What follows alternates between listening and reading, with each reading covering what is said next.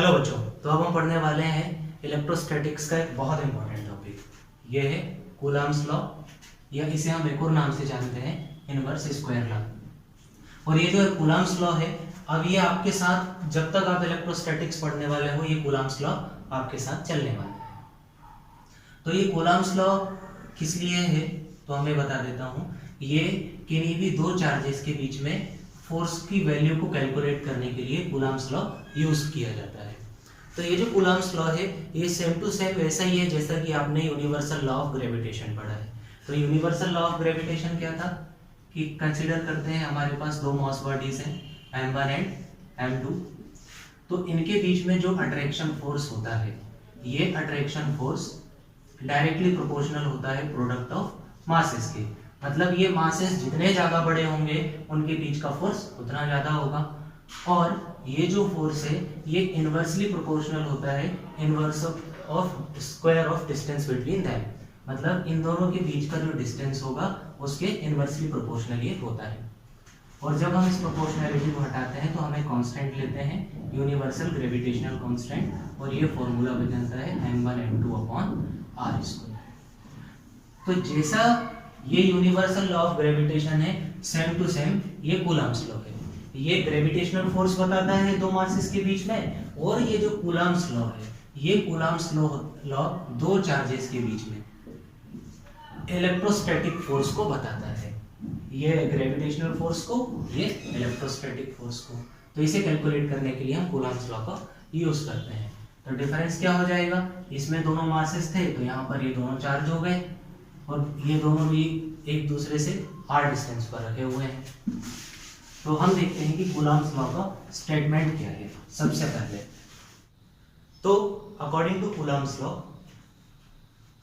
the attraction or repulsion forces between two charges is directly proportional to product of the charges and inversely proportional to square of distance between the charges. तो हम consider करते हैं कि two charges Q1 and Q2 are separated by a distance small r। हमने ये consider किया कि दो चार्जेस हमारे पास, एक चार्ज है Q1 और एक चार्ज है Q2, और इन दोनों के बीच में डिस्टेंस है स्मॉल r। तो ये दोनों एक दूसरे को अट्रैक्ट या रिपेल करेंगे।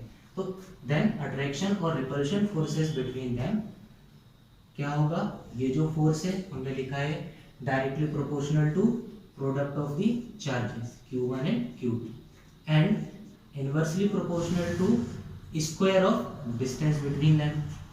अब हम इन दोनों को कंबाइन करते हैं तो F प्रोपोर्शनल हो जाएगा Q1 Q2 upon r square. और जब हम इस प्रोपोर्शनैलिटी को हटाएंगे तो हम एक कांस्टेंट लेंगे, तो F इज इक्वल्स टू हो जाएगा small k into Q1 Q2 upon r square. तो ये जो कांस्टेंट है ये एक प्रोपोर्शनैलिटी कांस्टेंट है, where k is a constant. तो k एक यहाँ पर कांस्टेंट है, और इस k की जो वैल्यू होती है, k का वैल्यू होता है 1/4 पाई एप्सिलॉन, और इसका न्यूमेरिकल वैल्यू होता है 9 इंटू 10 टू द पावर 9। ये इसका न्यूमेरिकल वैल्यू है। और इसमें ये जो आपको दिख रहा है सिंबल, ये सिंबल है एप्सिलॉन, और एप्सिलॉन होता है परमिटिविटी ऑफ मीडियम।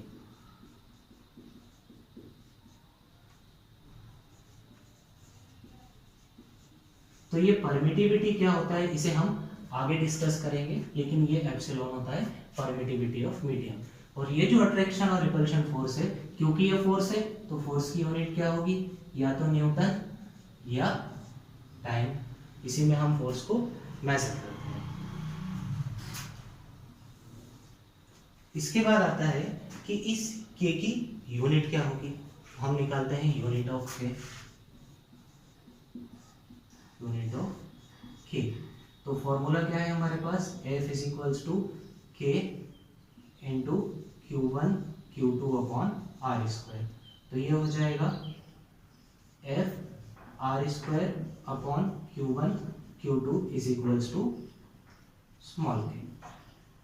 तो F जो फोर्स है इसकी तो एसआई यूनिट क्या हो जाएगी, न्यूटन।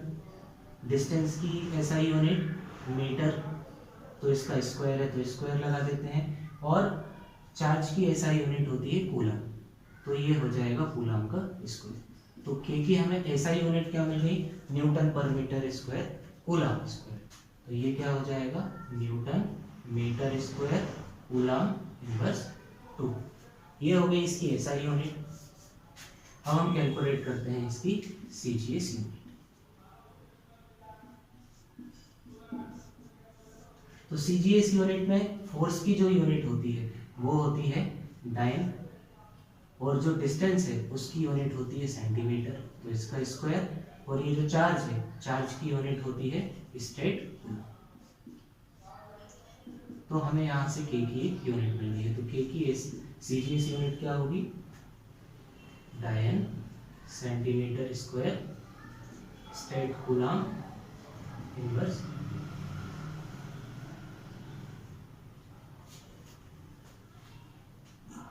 तो आपको यदि एमपी बोर्ड में ये कूलम्स लॉ लिखने को आता है तो आपको ये केवल इतना लिखना है और इसमें आपको फुल मार्क्स मिल जाएंगे। लेकिन यदि आप सीबीएसई वाले स्टूडेंट्स हैं तो आपके लिए फिर इसी टॉपिक में हमको आगे कुछ ज़्यादा सीखना पड़ेगा। तो अब हम थोड़ा डीप डिस्कशन करने वाले हैं कूलम्स लॉ के लिए। तो ये जो कूलम्स लॉ है, ये कूलम्स लॉ सबसे पहले वैलिड होता है पॉइंट चार्जेस के लिए। पॉइंट चार्जेस मतलब बहुत छोटे छोटे चार्जेस हों। तो यदि मेरे पास दो बड़े बड़े चार्जेस हैं, एक इतना बड़ा चार्ज ये रहा, एक इतना बड़ा चार्ज ये रहा, ये दोनों एक दूसरे से कुछ डिस्टेंस पर रखे हुए हैं, तो क्या ये दोनों पॉइंट चार्ज होंगे? नहीं, आपको दिख रहा है कि ये तो बहुत बड़े बड़े हैं, इसलिए ये पॉइंट चार्ज नहीं होंगे। लेकिन ऐसा बिल्कुल जरूरी नहीं है कि यदि दो बड़े बड़े चार्जेस हों तो वो पॉइंट चार्जेस नहीं हो सकते। कंसिडर कीजिए कि एक चार्ज मेरे पास रखा हुआ है और एक चार्ज आपके पास रखा हुआ है, तो उन दोनों के बीच का डिस्टेंस बहुत ज़्यादा है, और जब आप उसे आपके पास से बैठकर मेरा चार्ज देखोगे तो आपको ये बिल्कुल पॉइंट साइज का नजर आएगा। तो इस समय पर आप कहोगे कि ये बड़ा वाला चार्ज भी पॉइंट चार्ज है। तो इससे हमें समझ में आता है कि जब भी दो चार्जेस के बीच का डिस्टेंस इतना ज़्यादा हो जाए कि उसके कंपैरिजन में उसका साइज नेग्लिजिबल हो जाए, तो हम कहते हैं कि वो दोनों चार्ज पॉइंट चार्ज है। जैसे कि मेरे पास ये दो बड़े बड़े चार्जेस हैं, तो हम इसे पॉइंट चार्ज नहीं बोलेंगे। क्यों? क्योंकि इनके बीच का जो डिस्टेंस है, और आपको याद रखना है कि डिस्टेंस हमेशा चार्जेस के सेंटर से लिया जाता है, तो इन दोनों के बीच का जो डिस्टेंस है ये इनके साइज के कंपैरिजन में बहुत ज़्यादा नहीं है। लेकिन यदि अभी मेरे पास एक चार्ज यहाँ रखा हुआ है और एक चार्ज इससे काफ़ी ज़्यादा डिस्टेंस पर रखा हुआ है, तो अब आपको समझ में आएगा कि ये जो चार्ज का साइज है इसके डिस्टेंस के कंपैरिजन में नेग्लिजिबल है। तो अब हम इस चार्ज को कहेंगे कि ये एक पॉइंट चार्ज है। तो पॉइंट चार्ज बड़ा छोटा कुछ भी हो सकता है, ये साइज के ऊपर डिपेंड है। तो ये पॉइंट चार्जेस के लिए वैलिड होता है। अब बाकी स्टूडेंट आपको डायग्राम कैसा बनाना है तो हम देखते हैं, कंसिडर करते हैं। ये रहा फर्स्ट चार्ज Q1 और ये रहा सेकंड चार्ज Q2। अब कंसिडर कर लेते हैं कि ये दोनों लाइक चार्जेस हैं, या तो ये दोनों पॉजिटिव हैं या तो ये दोनों नेगेटिव हैं। क्योंकि ये दोनों चार्ज लाइक चार्जेस हैं इसलिए एक दूसरे को रिपेल करेंगे। तो हम कंसिडर कर लेते हैं कि इन दोनों के बीच का डिस्टेंस है स्मॉल r। अब ये वाला जो चार्ज है इसको रिपेल करेगा, ये इसको यहाँ हटाएगा, ये Q1 को रिपेल करेगा। तो हम कंसिडर कर लेते हैं कि ये जो फोर्स है ये फर्स्ट बॉडी पर लगाया है और किसने लगाया है, सेकंड बॉडी ने लगाया है। वैसे ही यदि आप इसको देखो तो इस वाले चार्ज को ये वाला चार्ज रिपेल करेगा, तो यहाँ पर एक फोर्स लगेगा।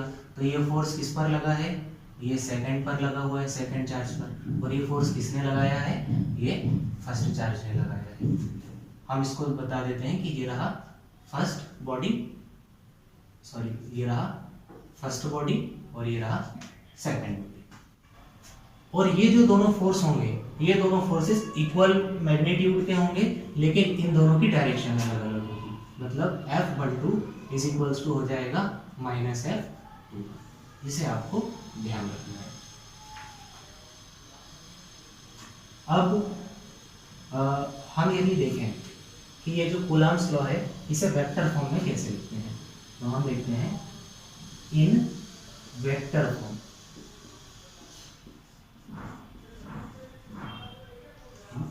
वेक्टर फॉर्म तो हम जब भी कूलम्ब्स लॉ लिखते हैं F is equals to K Q1 Q2 upon R square, तो ये हम अभी जो फोर्स देख रहे हैं ये वेक्टर फॉर्म में नहीं देख रहे हैं। ये जो हम यहाँ पर कैलकुलेट करते हैं इससे हमें इस फोर्स का मैग्नीट्यूड मिलता है, लेकिन अभी हमें इसके डायरेक्शन के बारे में ज़्यादा आइडिया नहीं है। तो हमें यदि इसकी डायरेक्शन पता करना है तो हमें इसे वेक्टर फॉर्म में लिखना पड़ेगा। अब यदि इसे वेक्टर फॉर्म में लिखना है तो वेक्टर फॉर्म में डायरेक्शन कौन बताता है। मैं एक एग्जांपल देता हूँ कि मेरे पास कंसीडर कीजिए 3 वेक्टर हैं, एक रहा r वेक्टर, एक r कैप और मॉड r, ये 3 r हैं मेरे पास। तो आप इसमें से बता सकते हैं कि इनमें से कौन सा r डायरेक्शन बताता है। तो डेफिनेटली इस ये जो वेक्टर है कैप ये डायरेक्शन बताता है, इसलिए हम इसे डायरेक्शन वेक्टर कहते हैं। तो हम क्या करेंगे, इसमें r कैप का मल्टीप्लाई कर देंगे, ये रहा डॉट r कैप, और ये जो r कैप है इसका मैग्नीट्यूड 1 होता है, इसलिए इसे आप मल्टीप्लाई कर दोगे तो कोई फर्क नहीं पड़ेगा। लेकिन अब ये वाला जो r है, ये r हमने स्केलर फॉर्म में लिया है, तो इस r को हमें वेक्टर फॉर्म में लेना पड़ेगा। और हम कंसिडर कर लेते हैं कि ये जो है इसका जो डायरेक्ट वेक्टर है, पोजीशन वेक्टर, ये हो जाएगा r1, और इसका जो पोजीशन वेक्टर है ये हो जाएगा r2। तो अब हम इसको आगे सॉल्व करते हैं। वेक्टर का फॉर्मूला क्या होता है, कोई भी जो वेक्टर है r vector is equals to हो जाएगा mod of r into r cap. तो यहाँ से r कैप का हमें वैल्यू मिल जाएगा r vector upon mod r।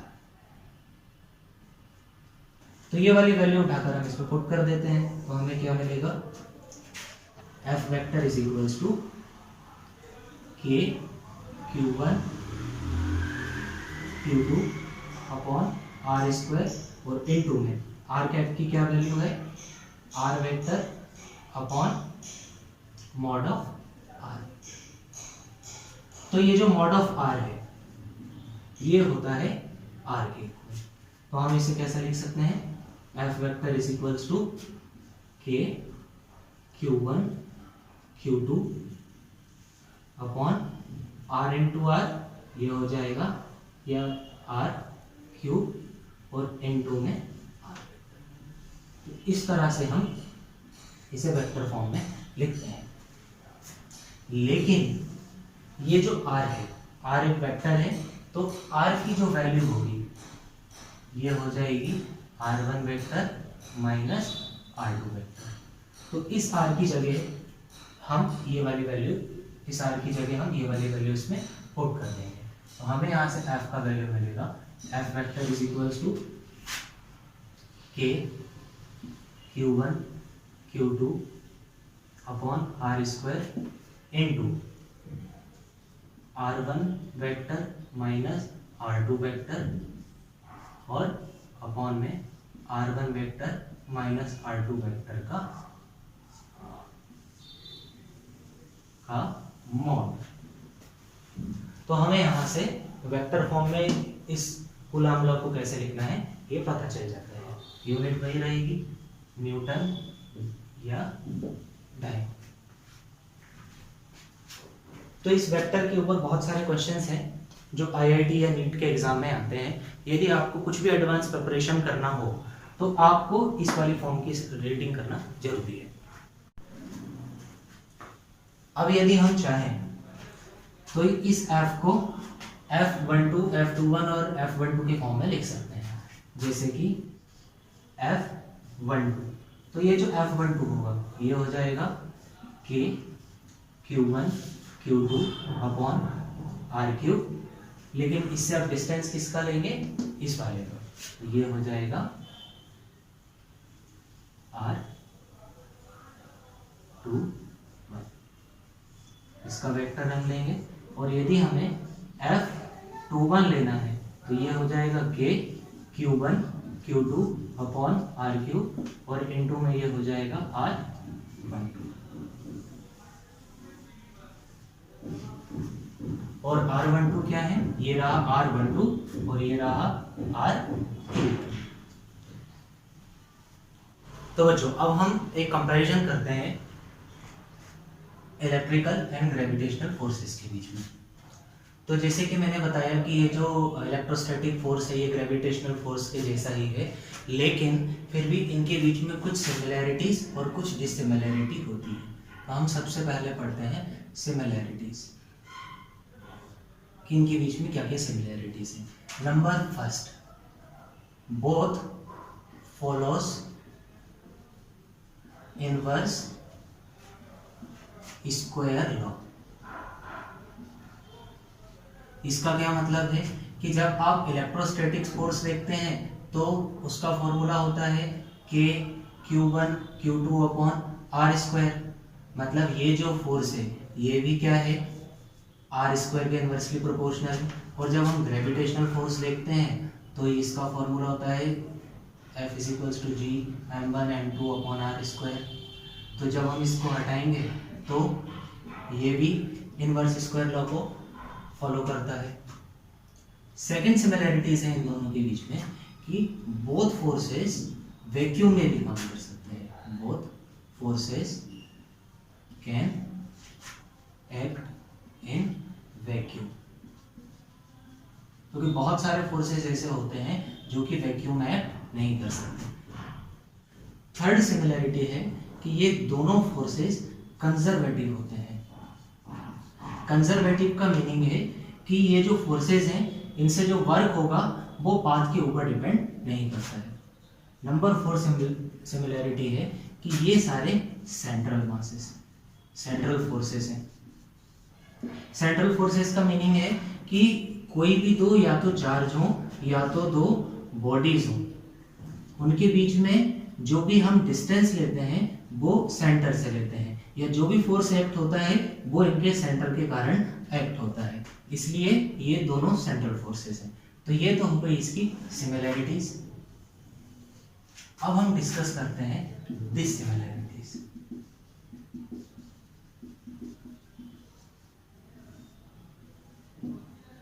तो सबसे पहला इसमें जो डिससिमिलैरिटी है कि जो ग्रेविटेशनल फोर्स है ये केवल अट्रैक्टिव हो सकता है, लेकिन जो इलेक्ट्रोस्टैटिक फोर्स है इसमें अट्रैक्शन भी हो सकता है और रिपल्शन भी हो सकता है। सेकेंड, जो इलेक्ट्रोस्टैटिक फोर्स होता है, इलेक्ट्रोस्टैटिक फोर्स ये बहुत ज्यादा बड़ा होता है ग्रेविटेशनल फोर्स से। अभी हम इसको आगे फाइंड करेंगे कि कैसे। नंबर 3 डिससिमिलैरिटीज, और ये बहुत ज्यादा इंपॉर्टेंट है क्योंकि हम यदि ग्रेविटेशनल फोर्स देखें तो इसका फॉर्मूला होता है G into m1 m2 upon R square. यहाँ पर G एक ग्रेविटेशनल कांस्टेंट है जो कि यूनिवर्सल कांस्टेंट होता है। इसका मतलब रूम में, वैक्यूम में, स्पेस में, हर जगह इस G का वैल्यू कांस्टेंट रहता है। तो दो बॉडीज के बीच में जो ग्रेविटेशनल फोर्स है वो कभी चेंज नहीं होता है, लेकिन जो इलेक्ट्रोस्टैटिक फोर्स होता है उसका फॉर्मूला होता है K Q1 Q2 upon R square. और ये जो कांस्टेंट है, ये जो कांस्टेंट है ये डिपेंड करता है मीडियम पर। इसका मीनिंग है कि वैक्यूम में हो सकता है इस K की वैल्यू अलग हो, किसी मेटल के अंदर इस K की वैल्यू अलग हो, पानी के अंदर इस K की वैल्यू अलग हो सकती है। तो ये जो इलेक्ट्रोस्टैटिक फोर्स है ये मीडियम के अकॉर्डिंग अलग अलग वैल्यू आपको दे सकता है। तो ये सिमिलैरिटीज और डिससिमिलैरिटीज हैं इलेक्ट्रोस्टैटिक्स एंड ग्रेविटेशनल फोर्स में। अभी जैसे कि हमने पिछले टॉपिक में पढ़ा है कि जो इलेक्ट्रोस्टैटिक फोर्स होता है वो ग्रेविटेशनल फोर्स से बहुत ज़्यादा होता है। तो हम चेक करते हैं कि क्या वाकई में इलेक्ट्रोस्टैटिक फोर्स ग्रेविटेशनल फोर्स से ज़्यादा होता है, और यदि ज़्यादा होता है तो कितना ज़्यादा होता है। तो इसके लिए हम एक सिंपल एग्जांपल कंसिडर करते हैं कि हमारे पास 2 इलेक्ट्रॉन्स हैं, ये रहा पहला इलेक्ट्रॉन और ये रहा दूसरा इलेक्ट्रॉन, तो इन दोनों के बीच में रिपल्शन फोर्स होगा। तो इन दोनों के बीच में हम ग्रेविटेशनल और इलेक्ट्रोस्टैटिक फोर्स दोनों को कैलकुलेट करते हैं। पर इससे पहले इनकी कुछ कैरेक्टरिस्टिक्स लिख लेते हैं। जैसे इलेक्ट्रॉन के ऊपर चार्ज कितना होता है, -1.6 × 10⁻⁻19 कूलम। अभी फिलहाल हमें इस माइनस की जरूरत नहीं है। और इलेक्ट्रॉन का मास कितना होता है, 9.1 × 10⁻31 kg। तो हम कैलकुलेट करते हैं कि इलेक्ट्रोस्टैटिक फोर्स कितना होगा। तो इलेक्ट्रोस्टैटिक फोर्स Fe ये हो जाएगा K × Q1 Q2/r²। और जो ग्रेविटेशनल फोर्स है वो हो जाएगा G × M1 M2/r²। क्योंकि इन दोनों के बीच में डिस्टेंस ग्रेविटेशनल फोर्स और इलेक्ट्रोस्टैटिक फोर्स दोनों के लिए सेम है, इसलिए हम इस आर को बदलने की जरूरत नहीं है। हमें अब कंपैरिजन लेते हैं Fe/Fg। तो Fe की वैल्यू हो जाएगी K × Q1 Q2/r² और इसका वैल्यू G × M1 M2/r²। ये तो हो गया कैंसिल। तो हमें आगे जाकर मिलेगा Fe/Fg = K Q1 Q2/G M1 M2। हम इसकी वैल्यू पुट कर देते हैं। K का वैल्यू होता है 9.1 × 10⁻⁹, तो K का वैल्यू होता है 9 × 10⁻⁹। Q जो है चार्ज है 1.6 × 10⁻⁻19 और इस वाले Q की भी वैल्यू वही है।